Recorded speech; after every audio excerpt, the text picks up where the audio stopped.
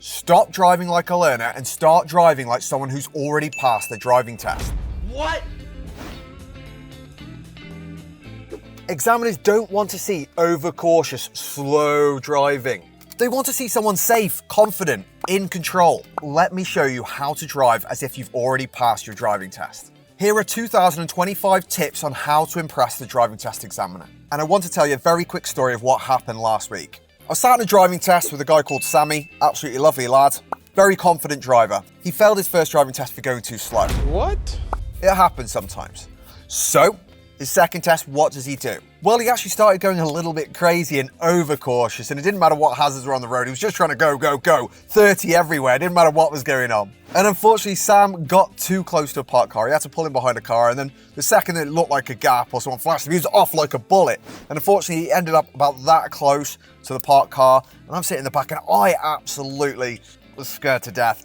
And the examiner was the same. Anyway, we got back, and the examiner said, Sam, I have passed you, but on the way back, I did actually tick the fail button. It did give you a serious fault for how close you were to a parked car. I don't know why I've changed it. Maybe I'm just in a good mood. Now I'm telling you this story because it's a really important situation. You see, if you drive badly on your driving test, you do something like you drive through a red light, you go through a stop sign, you go significantly over the speed limit, you do something seriously stupid. It doesn't matter how much you impress the examiner, it's game over. Done deal. However, in those sorts of situations, like with Sam, like I've been in plenty of those situations where you're right on the cusp, right on the verge of pass failing, that's where impressing the examiner is going to come in. And that's what this video is about.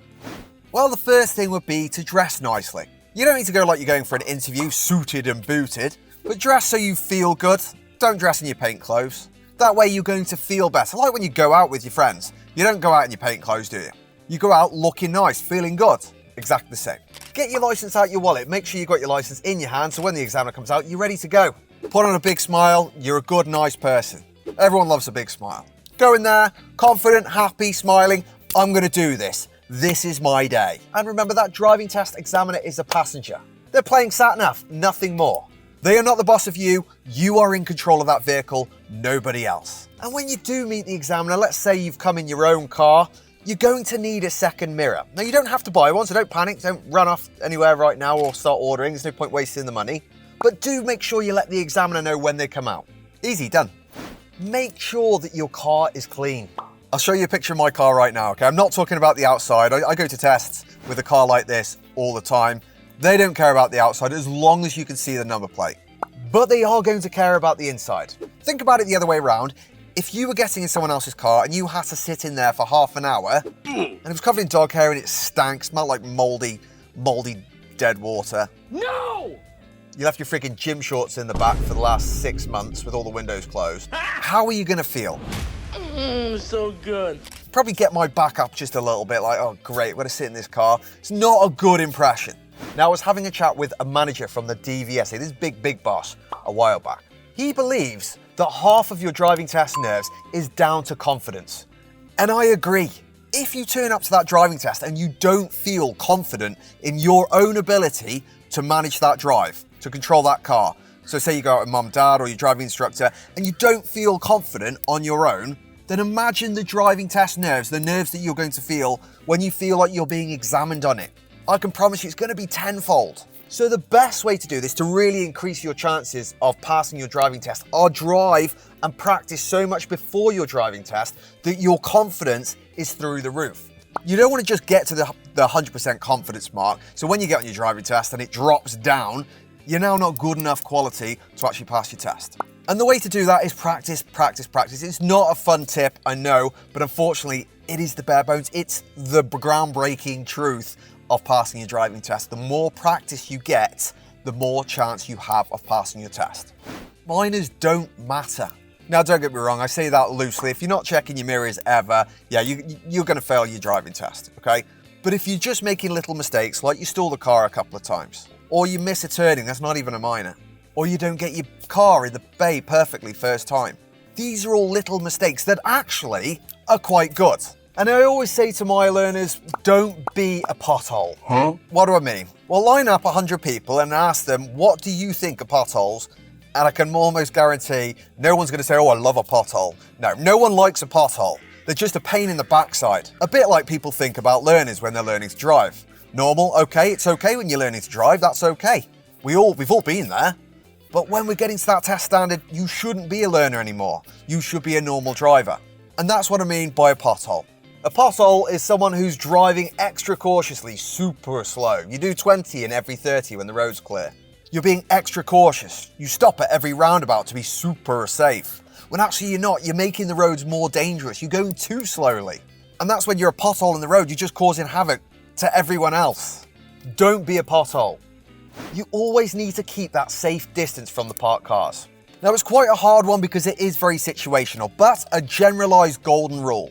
Always be a door's width from the parked car. If you don't know what I mean, here is your door's width. That width there is how far you should be from parked cars, if at all possible. Now, it doesn't need to be exactly a door's width. No one's getting a ruler out. And that's why we say a door's width, because it's extra room. If your door's width is a little bit less than my door's width or a little bit more, it doesn't matter because we've left that much room. If you can be a door's width, you should normally be fine doing around the speed limit of, say, 30 miles per hour. If it is anything less than a door's width, you're going to need to probably half your speed.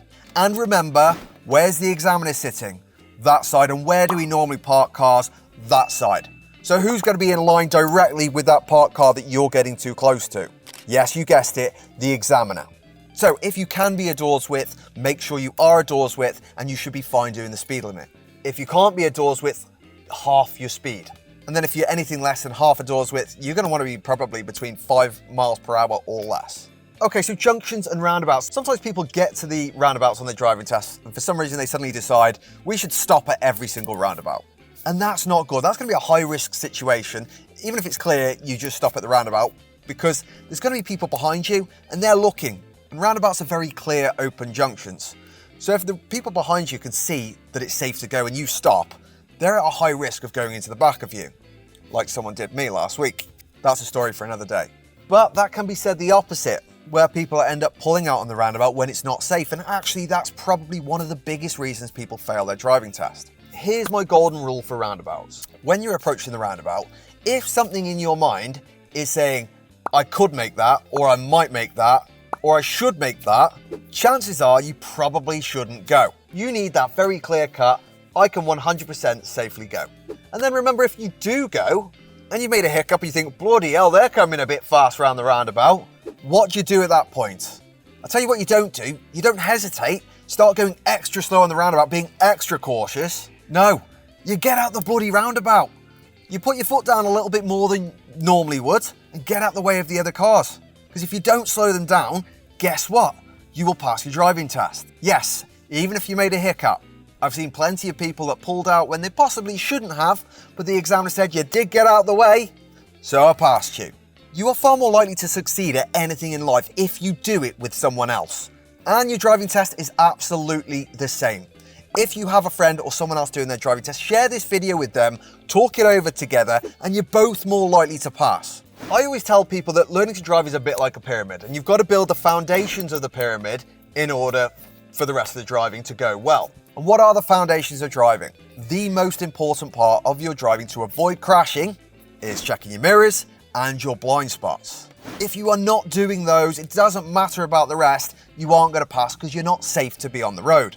You might be safe, but you're not going to be safe with anyone else next to you or behind you or anywhere else. So we have to make sure we nail those down. I'm going to tell you the most important parts you can do this. So the most important thing we can do when we're pulled over before we pull off is check our blind spot. If you aren't checking your blind spot, that's going to lead to a very quick fail. So a blind spot check is when you turn your head more than 90 degrees to see that area behind us here. The reason we check this is because your mirror won't actually show you this. So a blind spot check is something we do when we have a high risk of a car overtaking us or being next to us. For instance, if we're just driving down a road normally, there'd be no need to check our blind spot because very low risk of a car being exactly here as we're driving. However, pulled over on the side of the road and then about to pull off, high risk of people overtaking.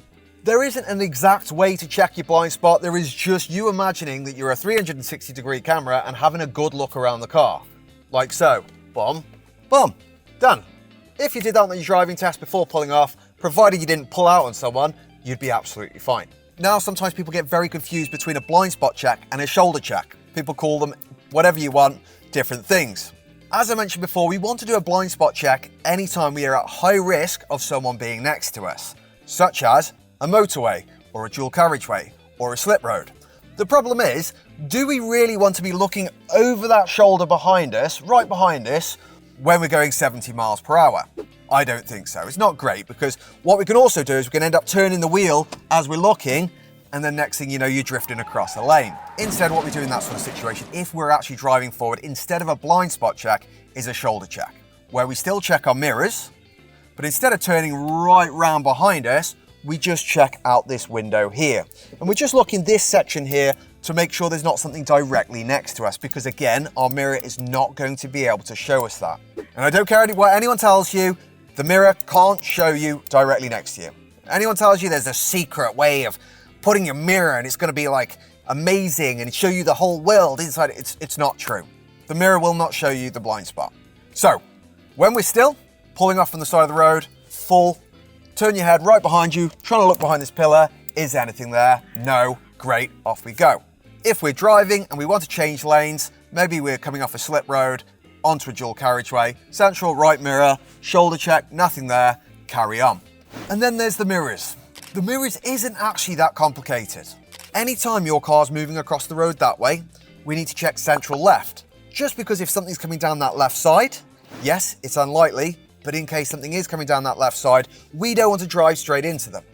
And the same applies if we're going right. We're moving this car significantly right, such as going around a parked car, such as going around a motorbike, we need to just check central right. And that's it, just a glance. If you do that, as a bare minimum on your driving test, every time you're moving the car left or moving the car right, you will not have a problem with your mirrors. That is all we have time for. As I mentioned before, make sure you share this with someone else. You're more likely to pass it if you can talk through it together with them. I don't know why it works, but it does with everything. And I do have an online driving course if you'd like to have a look in the description below. I am Josh, your driving instructor, and I'll see you all soon. Good luck!